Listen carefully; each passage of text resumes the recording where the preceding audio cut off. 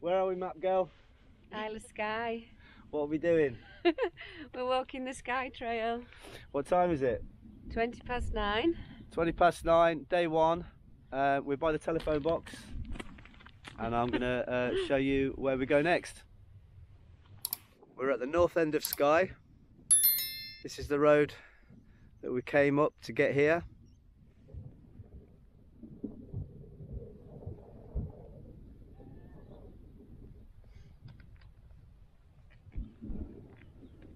That's the telephone box. When you're looking at it, turn right and we're going to walk up this little hill.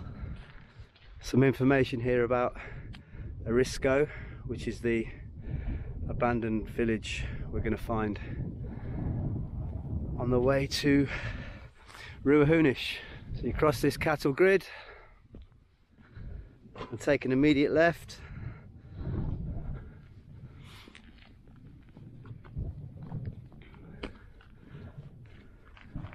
This is our path. That's the telephone box down there. And we're on our way. I can see the sea over there. It's a decent path. Can't get lost. This is the settlement of Skye. You can see a few buildings equally spaced out there. That's Tullum Island, and this is Tullum Bay.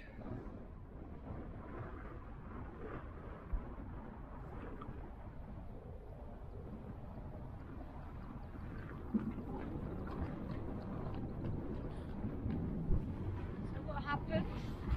They left. First little camp spot. If you wanted to get here the night before starting, sheltered by this brick wall. Quite a nice spot.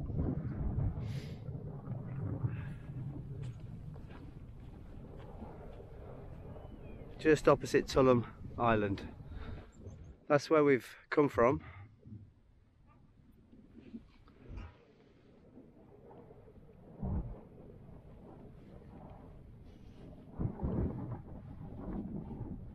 Through the gate, down what looks to me really steep, but apparently it's not that bad, down to the Hunish.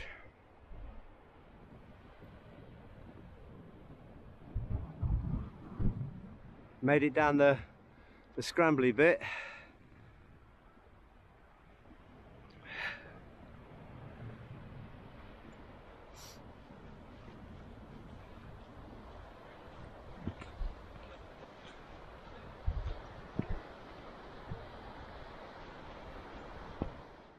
So we're down the bottom on the Hunish. We've scrambled down from there. And we're probably going to walk as far north as we can go that way and then turn around and come back.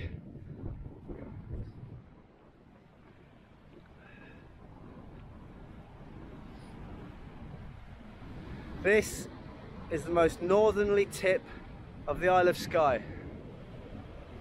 And over there is the Hebrides.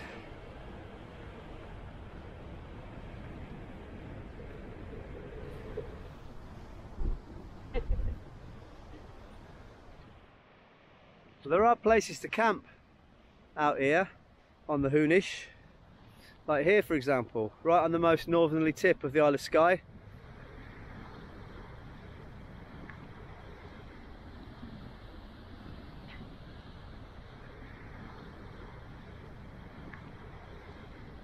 Right up there, on that highest peak there, is the lookout post, which is a bothy, and that's where we're going next. Yeah, back up the scrambly bit. And we'll see how we feel about having a cuppa up there. Oh yeah. Made it back up, same way we went down, just as it started to rain, because I'm glad about that, because the rocks are starting to get a bit slippy. So I wouldn't want to do that in the rain. But it's only what, 5-minute scramble back up? Yeah, it was fine, but yeah, as you say, in the rain, it's a bit different.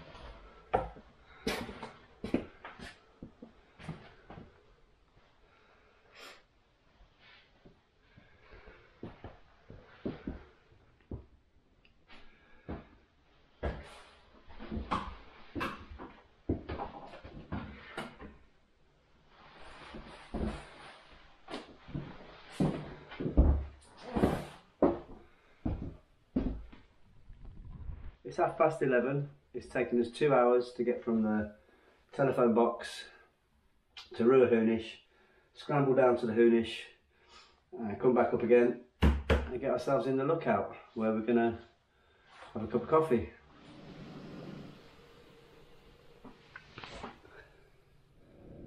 So one plan we had was to get here last night and camp by the lookout last night, and you know, it's okay. There's one or two bits where you could sort of camp. It's a bit lumpy, a lot of it's marshy. We are heading east, that way. So how we started our journey off was yesterday.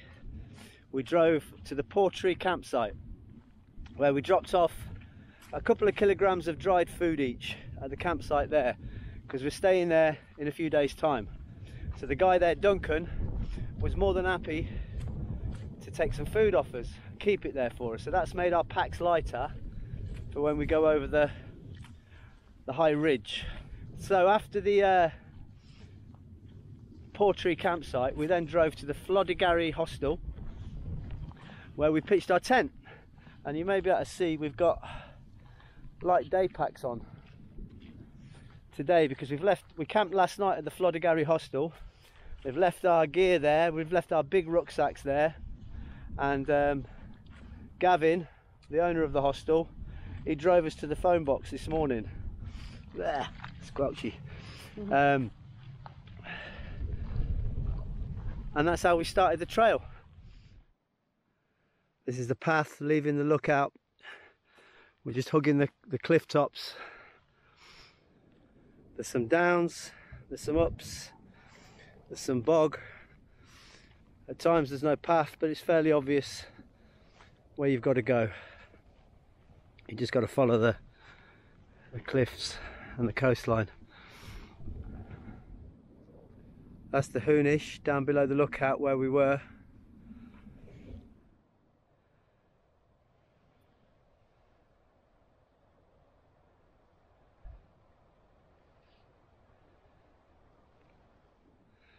Well, there's some wonderful cliff top camping here. There's a lighthouse on that little island over there.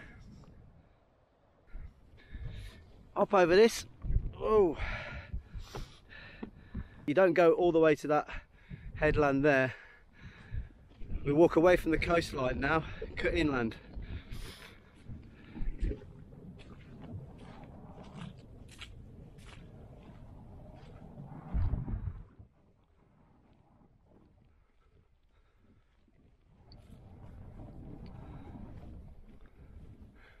Little bunny.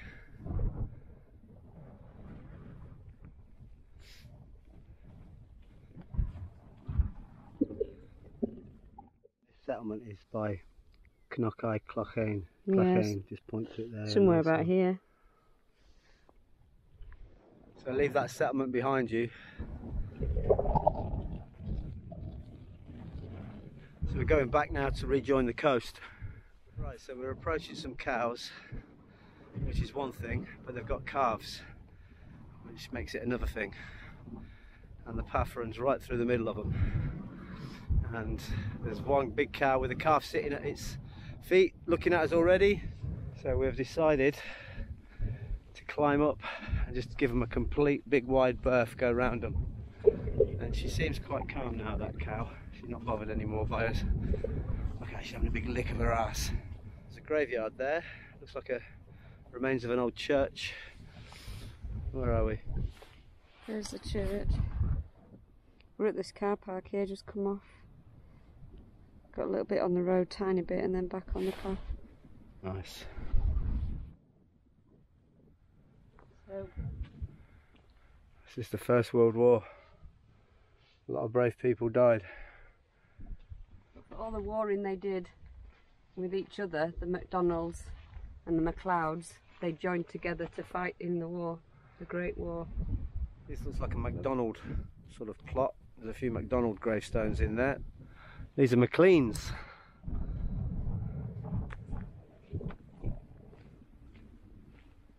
We're going to turn right now towards Balmacqueen.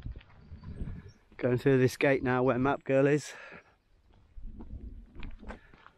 Absolutely glorious day so far. Bit of rain earlier, but nothing too much to write home about.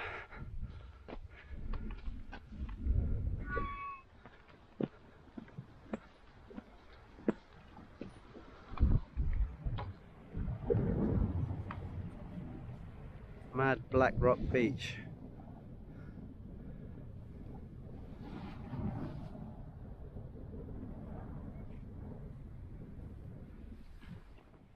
So this house is 3 Balmer Queen. We just passed it. That's Balmer Queen up there. We've stopped here. This lovely spot for some noodles. And then we've got some cliff walking to take us back to Flodigarry. So we've got to go up there. This is what the Cicerone book calls the tricky burn. Let's see how tricky it is.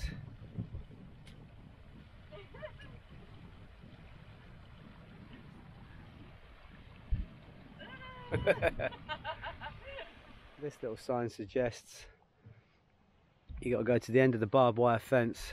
But why barbed wire?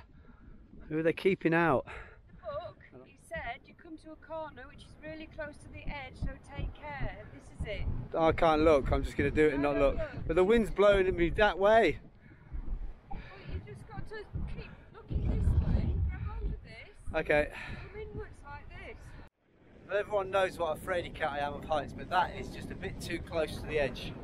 And this farmer, whoever he is, needs to pull his fence back a little bit and let us just have a walk along here.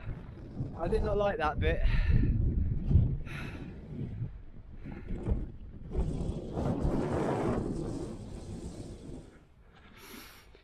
I can cope with this. I can cope with this. I still wish I was on the other side of the fence. And the wind is blowing me that way. I can cope with this.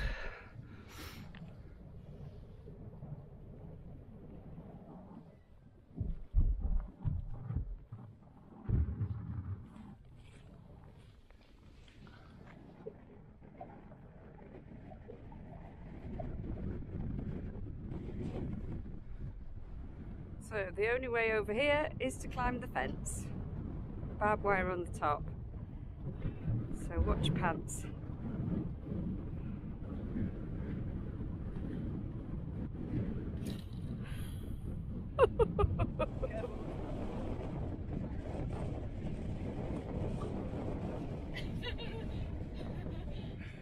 This is the World War II radar station.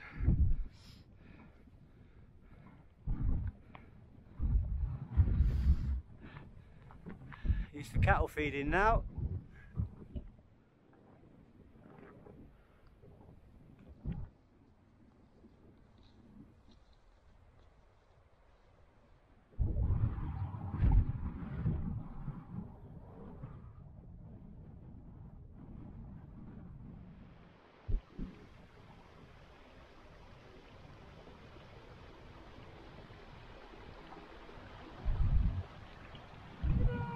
That's the way down there, and it looks manageable, doesn't look too scary. Nice beach down there.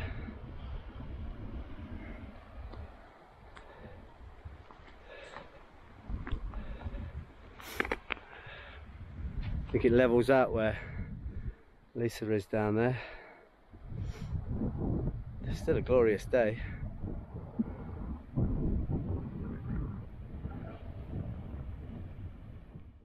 The big one on the right is Eileen Flodigarry. Over there is our hostel. So we're just a hop, skip and a jump away from hot drink and hot shower. There are some decent flat bits around here you could camp before the hostel. If for some reason you couldn't quite make it to the hostel or you didn't want to pay. The big rocky bouldery beach at Flodigarry. And when you get to here, You know you're at end of stage 1 of the Cicerone book, because when you turn around you can see the Flodigarry hotel there with the sort of like castle white things, and then there is Flodigarry hostel. As map girl goes in to put the kettle on, I go around the back to show you where we've pitched, and here we are, still the only campers. Right, I need to go get a cup of tea. There's a tuck shop, and in here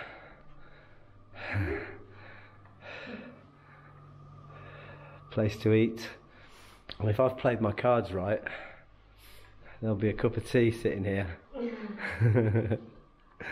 Oh jings, look how lucky I am. Well, I can sit here and enjoy that wonderful view out the window. We've come to the Flodigarry Hotel for a pint.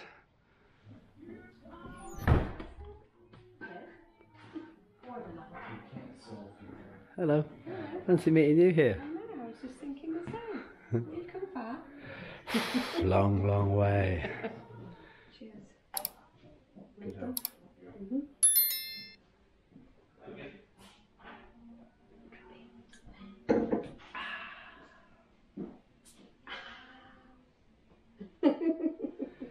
You'll know when you're at the start because there's a red telephone box, and then you go through the cattle grid and turn left onto this great, really easy path overlooking Erisco, which is all the deserted settlements. We then took a left here and went down a really steep, rocky, scrambly downward path all the way up to the most northernest point. Had a little look round there and then came back and scrambled back up. It wasn't that bad coming up, but it was a bit scary going down. So around here was the lookout, not too far up as you come round, was a lookout, what was it? Just a lookout shelter, which is a bothy as well, so you can stay there. This path was really good, coming down here towards this church at the car park, and then you walk through Balmaqueen. We stopped here, around here, for some lunch.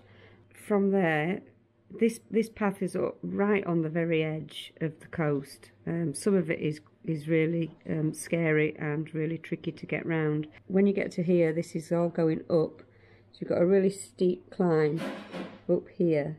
Right on this corner here, I would say, is where there's a really scary bit that you're on the opposite side of the fence, and the cliff edge is right, below you, and you've got to turn this sharp corner, and you're practically swinging yourself out into the sea.